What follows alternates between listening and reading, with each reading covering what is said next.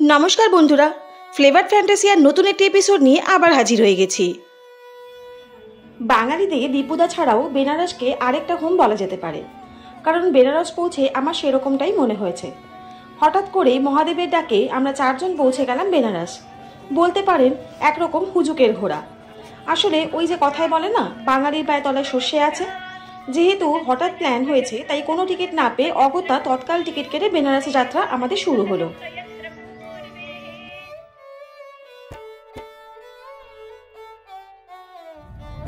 বাড়ি থেকে ক্যাব নিয়ে আমরা বিকেল 6টা নাগাদ বেরিয়ে পড়েছিলাম, কারণ আমরা তৎকালে টিকিট পেয়েছিলাম দুন এক্সপ্রেসে, যেটা হাওড়া থেকে ছাড়ে রাত 8টা 30 মিনিটে। তাই হাতে একটু সময় নিয়ে ট্রেন ছাড়ার আধ ঘন্টা আগে হাওড়া পৌঁছে গেলাম। দেখুন আমাদের চিরাচরিত ব্যস্ত হাওড়া স্টেশন।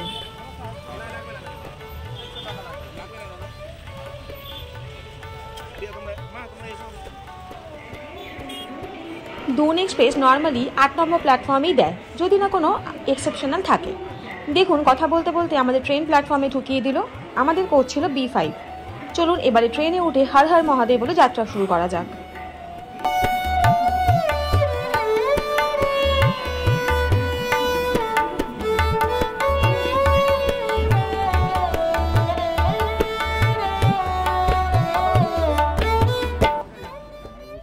একদম কারেক্ট টাইমে ট্রেনটাও ছেড়ে দিল।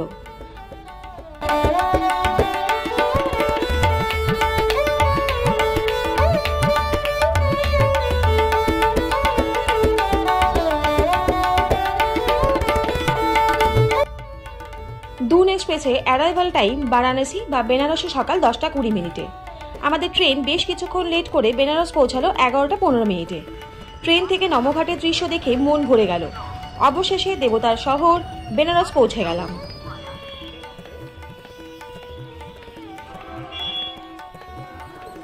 বেনারস পৌঁছে হোটেল নিয়ে ফ্রেশ হয়ে প্রথম দিন কাশী বিশ্বনাথ টেম্পলে মহাদেবের কাছে পুজো দিয়ে মনে সব আশা পূরণের অপেক্ষায় রইলাম। পরের দিন ছিল ওশি ঘাটের ভোরবেলা আরতি দেখার প্ল্যান। এটা দেখার অনেক দিনের আশা ছিল, তাই ভোর 4টা নাগাদ হোটেল থেকে বেরিয়ে একটা টোটো নিয়ে ওশিঘাট পৌঁছে গেলাম। টোটো ভাড়া নিল গদুলিয়া চক মোড় থেকে ওশিঘাট পর্যন্ত 20 টাকা পার হেড। ওশিঘাট পৌঁছে প্রথমে আগে চারপাশে পরিবেশটা দেখুন। আশা করি আপনারা ভিডিওর মাধ্যমে বাড়িতে বসে ওশিঘাটের সম্পূর্ণ আরতি উপভোগ করতে পারবেন। গঙ্গা আরতির প্রদর্শন, সংস্কৃত শ্লোক চারপাশে পরিবেশটাকে একটা পবিত্র পরিবেশে তৈরি করেছে। এখন থেকে আমি আর কিছু বলছি না, সম্পূর্ণ আরতি দেখার জন্য এবং সংস্কৃত শ্লোক শোনার জন্য রিকোয়েস্ট করব হেডফোন ইউজ করতে। তাহলে আপনারাও আমার সাথে এই অপূর্ব মুহূর্ত উপভোগ করতে পারবেন। হর হর মহাদেব।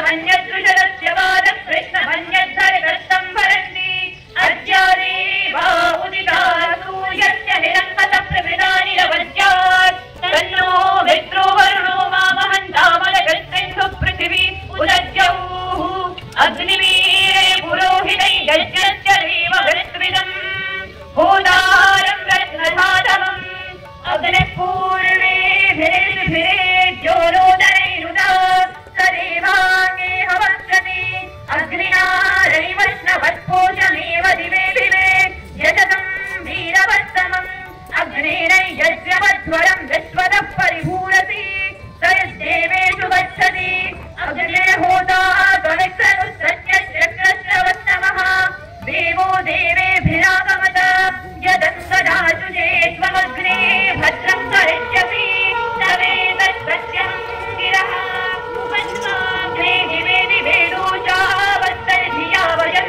नमो भरन्दयेमसि राजन्दमध्वराणां भोगामृतस्य देवं वर्धमानं वेदमे सनः पिलेव सूनवेग्ने सूपायनो भव सदस्वानस्वस्तये स्वस्तिनो मिमेता भस्विना भवत् स्वस्ति देव्यरितिरनर्वणाः स्वस्ति पूजा असुरो दधातुरस्वस्त्यद्यावा पृथिवी सुचेतुना स्वस्तये वायुमुपब्रवामहै सोमम् स्वस्ति भुवनस्य यत्पतिः बृहस्पतिं सर्वगणं स्वस्तये स्वस्तयादत्यासो भवन्तु नः विश्वे देवानो अद्यात् स्वस्तये वैश्वानरो वसुरग्ने स्वस्तये देवावन्द्रिभवत् स्वस्तये स्वस्तिनो रुद्रपाद्मङ्गतः स्वस्ति मित्रावरुणा स्वस्ति पक्षी रेवती स्वस्ति न इन्द्रश्चाग्निश्च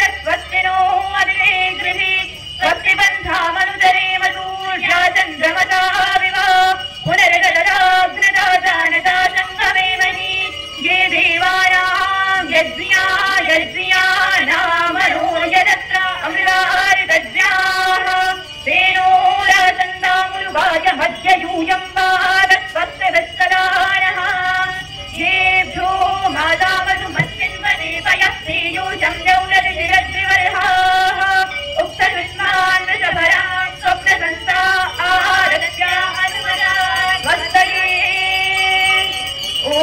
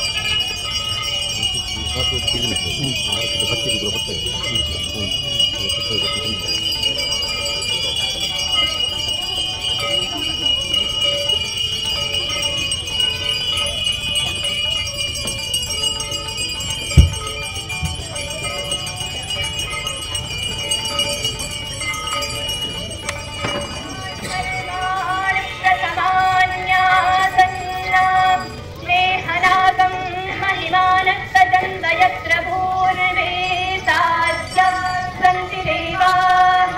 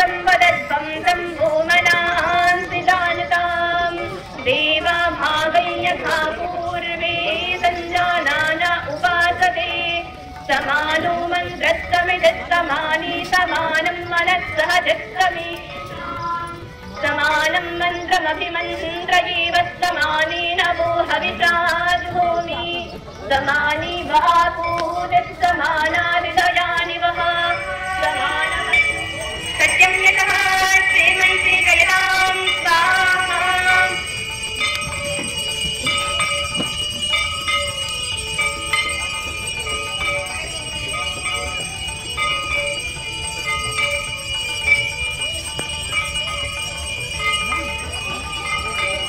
वाङ्मार्जस्तु ॐ नतोर्मे प्राणस्तु ॐ अक्षोर्मे चक्षुरस्तु ॐ कर्णयोर्मे श्रोत्रमस्तु ॐ वाक्योर्मे वरमस्तु ॐ भूर्भुवस्सु ॐ हरिष्ठानि मेघानि तनुस्तन्वामि सह सन्तु ईश्वरस्तुते प्रार्थनोपासना विश्वानि देव सवितरितुरिदानि परासुवा यद्भद्रं तन्नासुवा ॐ हिरण्यगर्भस्समवर्तदाग्रे भूतस्य जातः पतिरेकासीत् तदाधार पृथिवीं व्यामुदेमां तस्मै देवाय हविषा विधेम ॐ यास्मदावलदायस्य विश्व उपासते प्रतिशय्यस्य देवाः यस्य सायस्वर्यौरिव भूम्ना पृथिवीव वरुणा तस्यास्ते पृथिवीदेव यदन पृष्ठेऽग्निमन्नादमन्नाद्यायादधे उद्बुध्यत्वाग्ने प्रतिजागृहत्वमिष्टा भूर्वे संजने कामयन्त अस्मिन् सदस्ते अत्युत्तरस्मिन् विश्वे देवा यजमानश्च सीदत अयन्त इत्म आत्मा जातवेदस्तेने आरती हो गई है दीपदान करने के लिए।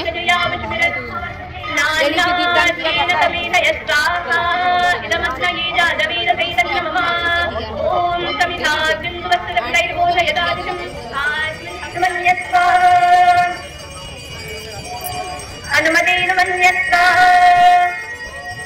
सरस्वत्यनुमन्यस्वा देवसविधः कृत्वयज्ञं कृत्वयज्ञपतिं भगाय दव्यो गन्धर्वः केतभू केतन्नः पुनादुवाचस्पतिर्वाचन्नस्वदतु अग्नये स्वाहा इदमग्नये तन्नमः ॐ सोमाय स्वाहा इदं सोमाय तन्नमः ॐ प्रजापतये स्वाहा इदं प्रजापतये तन्नमः ॐ इन्द्राय स्वाहा इदं इन्द्राय नमः ब्रह्मलोकं स्वाहा ॐ इन्द्रशेषानि दविनानि देहि दित्तिं रक्षतु सुवत्वमस्मै कोशं रयिनां हरिशं नूनं स्वात्मानं माजातिर्नत्वमहनां स्वाहा ॐ सगमिन्न सरदो अन्तिदेवाय प्राणचक्राय सन्दनूनां पुत्रासो चित्रपितरूपवन्निमानो मध्या निर्गन्तो स्वाहा। গঙ্গা আরতি শেষ হওয়ার পরে মহিলা দ্বারা আয়োজিত যজ্ঞে আহুতি দিয়ে কপালে টিকা নিয়ে প্রসাদ খেয়ে এই সুন্দর মুহূর্ত শেষ হলো। এরপরে সকালে আরতি দেখে গঙ্গাতে ডুব দিয়ে মনের ইচ্ছা ভগবানকে জানিয়ে আর তার ফল পূরণের আশা নিয়ে আজকের ভিডিও এখানেই শেষ করলাম। আপনারাও যদি বেনারস যাওয়ার প্ল্যান করেন তাহলে অবশ্যই ভোরবেলার অশ্বীঘাটের আরতি দেখে আসবেন। একবার এই অপূর্ব মুহূর্ত সাক্ষী থাকলে জীবনে ভুলবেন না। আজকের ভিডিওটা যদি আপনাদের ভালো লাগে তাহলে চ্যানেলটা please like share and subscribe করতে ভুলবেন না। আর কেমন লাগলো অবশ্যই কিন্তু কমেন্ট করে জানাবেন। আর পাশে থাকা বেল আইকনটা অবশ্যই প্রেস করে দেবেন যাতে এরকম ইনফরমেটিভ ভিডিও আপনাদের কাছে সবার প্রথম চলে যায়। সবাই সুস্থ থাকুন, ভালো থাকুন। অনেক ধন্যবাদ পাশে থাকার জন্য। দেখা হচ্ছে নেক্সট কোনো ব্লগে। ততক্ষণের জন্য টাটা আর হর হর মহাদেব।